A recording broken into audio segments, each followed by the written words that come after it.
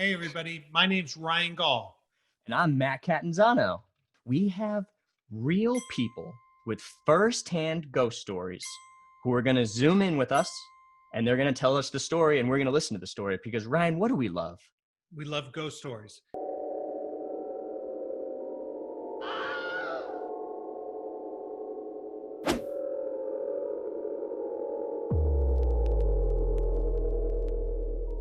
All right, let me give you a little bit of backstory. Goes back to early 80s after my grandfather passed away. And my grandmother didn't really like the idea of being alone all the time. So she started taking in boarders, but it was only people that she knew really well. Okay. So the first person she took in was this woman, Joanne. Lovely, lovely woman. She had worked with her before. I knew her. She was a really wonderful woman. She's especially memorable because the room she rented was my grandfather's old bedroom, but she was the only person my grandmother ever allowed to use the shower in the bathroom. My grandmother had this thing about the tiles, beautiful. I love my bathroom. I don't want to replace it. So everybody always had to bathe. So we didn't begrudge her that because it turns out, excuse me, turns out she was deathly afraid of water. So she couldn't even get into a tub, freaking out. Wow. So yeah, it was apparently very crippling. You know, my grandmother endured a lot of taunts about, you know, you like your friends better than you like your family, but it was all good fun. So she lived there about a year and a half. And then this other guy that she had known for like 15, 20 years, he moved into the basement of her house, which my grandfather had renovated many years before for one of his daughters to live in. So it was basically outfitted like a nice 2-bedroom apartment. So this guy lived there, and he was a really sweet guy. And he was very respectful of my grandmother. He wouldn't bother her. Some nights she'd invite him up and they'd sit and have coffee and drinks and whatever. But the only thing he did do was he would go up and get his coffee, his milk for his coffee out of her refrigerator. But otherwise, he didn't bother her part of the house. Okay. So one long weekend, my grandmother is going out of town. She's going to stay with one of my aunts, and she's like a little worried. Jimmy was known to drink a little bit, and he was a smoker. She was a little afraid maybe something would happen. She's like, well, would you just drop by and keep an eye on the place? So she leaves town on a Thursday. I drive by a couple of times on Friday. Everything's fine. Saturday night, I'm going out to pick up some friends. I'm running late. I decide to drive by, but I also need to run inside and use the bathroom really quickly. It's a little weird because all the lights in my grandmother's section of the house were on. The hall light, the kitchen, bathroom, living, everything was lit up bright, which I know she hadn't left it that way. It's like, oh, you know, whatever, no big deal. I just got to get to the bathroom and I got to get out of here. So as soon as I get in the bathroom, I realize the tub is full of water. It's all nice and warm. And I'm thinking, oh God, you know, the guy downstairs, Jimmy, he just wanted to come up and maybe have a little spa night, have the place to himself. I felt bad for interrupting. Get out of there, hurry up, finish in the bathroom, and I leave. And I tell my mom about it because she knew who he was. I was like, you know, I felt bad if I interrupted. I hope he got to enjoy his night. My grandmother comes back into town like on a Monday or Tuesday. And I go over to talk to her and see how she's doing, how her trip was. And I started talking about the fact, I was like, oh, you know, and I hope I didn't scare Jimmy or anything when I popped in the other night. And she said, oh, well, you didn't have to worry about that. I should have called you. He went out of town. I was like, when did he go out of town? She's like, well, his brother, this was in Maryland, and his brother lived very close to the Virginia state line, which we live near it. His brother called, came up, picked him up Friday afternoon, and they went down to Danville, Virginia for the long weekend. So I didn't mention the fact that everything had been lit up bright and the tub was full of water because my grandmother just wasn't into that. But I immediately went home and told my mom about it. So a few days later, everything's going cool. My mom and I go over to my grandmother's. We're just hanging out. my grandmother's like, oh, I got a call this afternoon from Christine, which was another friend of hers, and the other woman, Joanne, who had lived there earlier. Apparently, that Saturday night,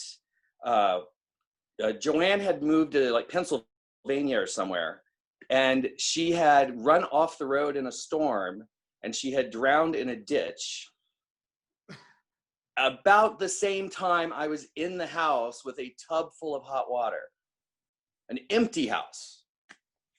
Oh no. So I don't think my mom ever told my grandmother the story. I know I didn't, and I didn't really talk about it much after that. Yeah. But yeah, that was a little weird. Wow.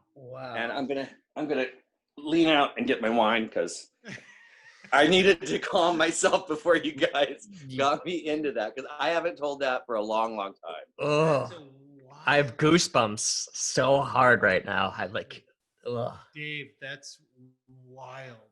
Yeah, because I was there. I know approximately when I was there because it was the 80s. I was on my way to the skating rink, but I had to pick my friend up first. Yeah. And I was running late for that. So it was sometime around like 8 o'clock. And she had gone off the road, I guess, in a storm, but they didn't notice it until the morning after that, a car had gone off the road. So she was there all night and had drowned. Wow. And yeah, and it was late and dark. Yeah, it was, yeah, it was just weird. Yeah. More wine. Holy moly. Well, you deserve that. double- Yeah. A goblet of wine. wine. Good Lord. Telling that. Holy moly. That's great, Dave. I mean, that's wild. All the lights on, a tub of hot water. It was, my grandmother's bathroom was small. Yeah. And I got in there and I shut the door because I was just there to pee. Yeah. But tub is just right over there to the left. Yeah. And you could sort of feel the heat. It was like, so I just assumed he had just run the tub. Of course. And Yeah. He had gone back downstairs, and you could, where it was the basement. So if I came in the front door, he would have heard me stomping around. So he may have thought, at least in my imagination, he thought, oh, maybe my grandmother had come back home. Yeah. So that's what I was all worried about. It's like, oh, I ruined his night. He was going to have a nice little evening. But he was having that nice little evening in Virginia. How old were you? Pardon? How old were you? Like 17. Okay. Yeah, I hadn't been driving long, but and I was going to the rink. So yeah, I had to be like 17, 18 years old. Oh wow. That's great. I mean, and by great I mean terrifying. Yeah. By great I mean I'm so sorry. No, I don't like it. I don't like any of it. But wow, yeah. Ugh.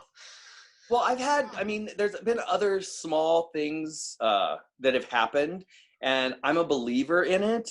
But that was probably the freakiest, weirdest one that's ever really happened. Yeah. Other little things that I find humorous that have happened here and there, but yeah, that one definitely was that was goosebump inducing. Yes. Whew. I love it. I need a sip of my Yeah, honestly. novelty drink. Cheers for that. So I'm gonna do this anytime I really like a story. All right, who do we got up? Oh my god.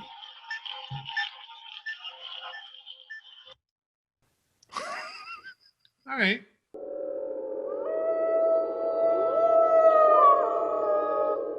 So you responded, you said you had a good story. I am dying to hear your story. Okay, I got a couple ghost stories, but I decided to go with the time I encountered what I believe to be a wolfman or a were-beast of some kind. Yes, please. So I've created a diagram Oh, I love it. but we'll get to this later. Okay. So Got it. I just want you to know that I'm sitting with a little wolf man.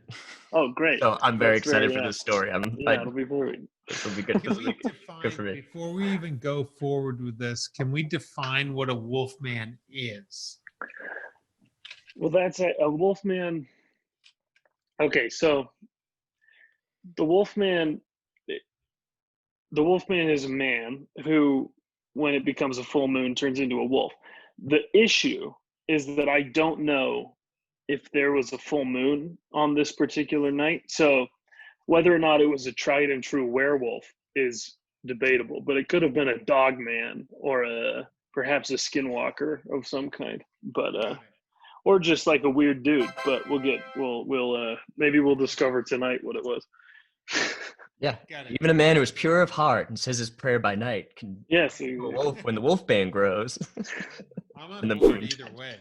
Yeah, either way.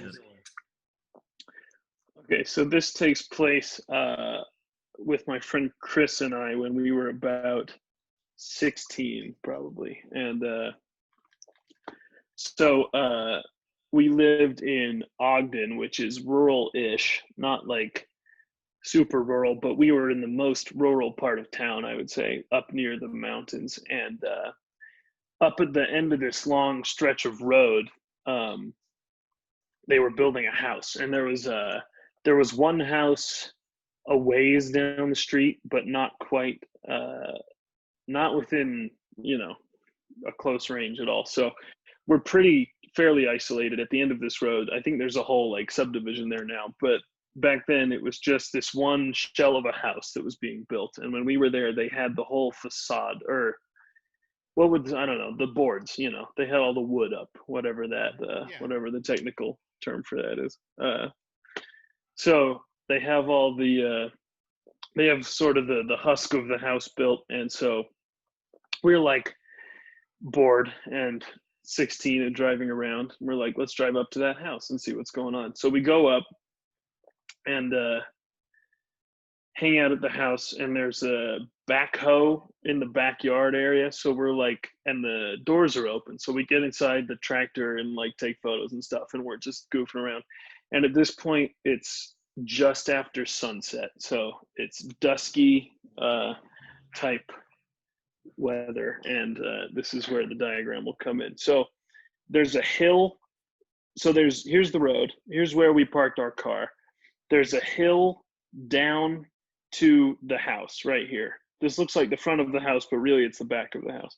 So there's sort of a long hill you have to go down to get to the tractor, which was right there. And in back, there's this whole field of like boulders and scrap metal, just junk, just like sort of halfway overgrown, a lot of rocks. For some reason, there was a bunch of scrap metal there too, like just something that they just had to clear out and hadn't yet, I don't know what the hell it was there for. But anyway, so we spend a while, 2 or 3 minutes at least, climbing, because we got to go down the hill. You got to climb over, traverse your way through this giant pile of rocks and scrap metal to get to where we were hanging out. So we hang out there for a minute, whatever, boring. So we decide to walk back up to my car. So we're about here, just past the boulder field.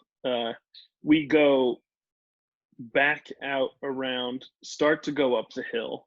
And then I should have prefaced this by saying that there are a bunch of no trespassing signs all along here. And so we're about to leave, and we notice we still have to walk up the hill, and way down the road, we notice a white truck pulling up. And so we're like, oh shit, that's the cops. We better hide is our first instinct.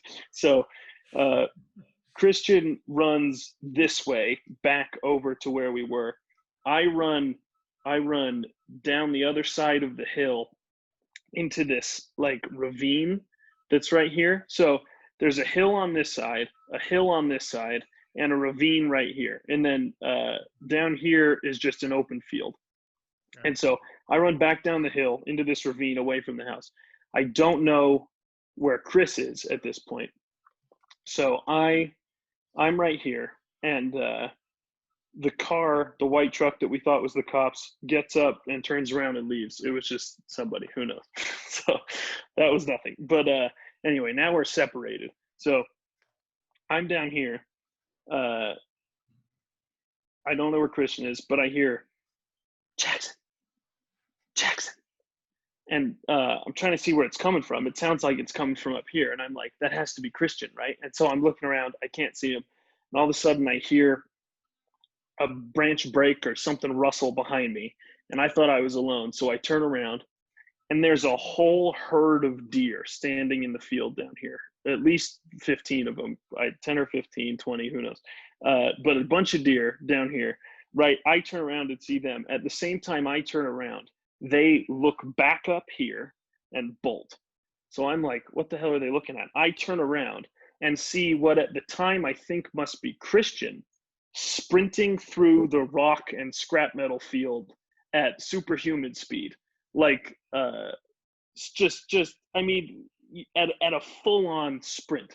And he was like a track guy, you know? So I was like, he can run, but he's doing like a full-on track athlete sprint across this field of jagged rocks and scrap metal that it took us like 5 minutes to traverse. So I'm like, that's pretty crazy. So I'm like, okay, weird. Well, he ran this way. He must be back up at my car. So I just go back up the hill to my car. He's nowhere to be found. I look around for him. I can't see him anywhere. So I'm like, okay, I don't know what the hell's going on. I'll just get in my car and wait. And so I get in the driver's seat. I'm waiting for him. 4 or 5 minutes later, he comes up and pounds on the window, and I open the door. And this is where I found out his half of the story. So I had gone down into the ravine. He had gone over here to the other side of the field, the rock pit, whatever. So he's over here now. And there's a clump of short trees and bushes right here. He's right here, and he sees someone crouching down at the edge of the thicket staring at him. And he's like, oh, that's Jackson. So he says, Jackson, Jackson. And that's the point when I'm thinking I'm hearing him, but I can't tell where he is, right? He's trying to get this guy's attention. The guy doesn't move at all. And then when the deer bolt, Christian turns around and sees all the deer run away and turns back, and the dude is gone. So while he was looking down in the field to watch the deer run away, whatever was watching him from the bushes sprinted across the rock field at superhuman speed, disappeared into the night, and it took him those 3 or 4 or 5 minutes to get back across the rock field and back up to my car. And we saw the thing do it in 5 seconds, or at least I did. He didn't see it because he was watching the deer. But cut to a few years later, I'm working as a barista at a coffee shop. And right on so this is located sort of on the edge of a foothill. On the other side of a foothill is a little neighborhood, and there's a road there called Comby Road. And I'm working as a barista with a woman who lives in Comby Road, which has got to be, I don't know, a half mile maybe from this house. And she tells me, oh yeah, all my life I've lived there. There's been talk of a wolfman that runs about the neighborhood. And we've all seen him. Everyone in the neighborhood has seen him. And we think we know whose house it is that's the werewolf. And so my theory is that we saw the Comby Road wolfman run through those rocks. Pretty freaky. That's so freaky. Now, how, because hearing people tell these stories and stuff, it's always more insane when they're given any other person that also saw things. So you had a friend with you that also saw somebody, so experienced it, but then to then be a barista and have people be like, you mean the Wolfman? Exactly. Of our thing, you're like, oh shit, I guess I do mean that. That's terrifying. Oh no. Oh. That's wild. Yeah, it was weird. So that's wild. And there's best no case chance scenario. If I'm skeptical, I go oh, is it possible that you ran at an angle and he ran at an angle where he could have said Jackson, Jackson, Jackson. He could have said that and you could have heard that? Could it have been him yelling that at you? I think that it was him saying it to me, but he was saying it to the guy crouched in the bushes. Yeah. He thought that the guy crouched in the bushes was me. So I was hearing him say it, but he was saying it to the Wolfman. Oh, Yeah. Yeah. And then he looked at the deer, and you looked and saw the guy like And actually. I saw the guy book it across. Yeah. So I don't This know. guy's got Best skills. case scenario. Yeah. Best case scenario, it's some kind of incredibly strong, fast, or lucky man who was watching us in the middle of the night for whatever reason. At the very least, it's an X-Files episode. Yeah, exactly. That's what I'm saying. I Mulder mean, and it's Scully are sent to investigate whatever that is. certainly it's a serial killer, if not a werewolf. Have you ever asked anybody else in your town about the Wolfman? There's this is one person that said, "Oh, you mean the Wolfman?" Well, she was the only one I ever knew that lived in that neighborhood. A few of my friends who live near there had sort of tangentially heard about it. I've never met anyone else who's claimed to have seen it besides her, but I'm weirdly I'm comforted by that. I'm comforted by the idea of a Wolfman that's very territorial, that like a Wolfman just confined to a neighborhood is so much better than what you typically hear, like a Wolfman. As long as there's no livestock hanging around.